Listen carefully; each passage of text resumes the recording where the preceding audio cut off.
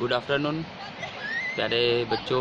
ये वीडियो मैं ख़ास उन बच्चों के लिए अपलोड कर रहा हूँ जो इस वक्त एसएससी का एग्ज़ाम दे रहे हैं। एसएससी का पहला पर्चा इस वक्त हुआ है, जो कि हिंदी फर्स्ट लैंग्वेज वालों का पर्चा हुआ है।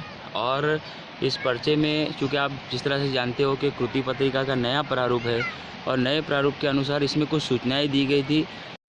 नमूने के लिए हम बात कर रहे हैं 7 मार्च 2017 को होने वाले एसएससी के पर्चे हिंदी फर्स्ट लैंग्वेज की, जिसमें जो सूचनाएं दी गई है, सूचनाओं में आप देख सकते हो कि पहली सूचना के अनुसार गद्य पद्य तथा पूरक पठन की आकलन कृतियों में आवश्यकता के अनुसार आकृतियों में ही उत्तर लिखना अपेक्षित है।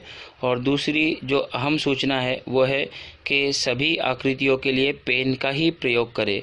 ये बहुत ही अहम सूचना है और सभी छात्र ध्यान देंगे कि अगर इस तरह की सूचना वो हिंदी द्वितीय भाषा के लिए या हिंदी संयुक्त के लिए अगर इस तरह की सूचना दी जाए तो आपको सभी आकृतियाँ जो है वो पेन से ही बनानी है। और ये सूचना जो है वो हिंदी के पर्चे के लिए है ख़ास तौर से। धन्यवाद।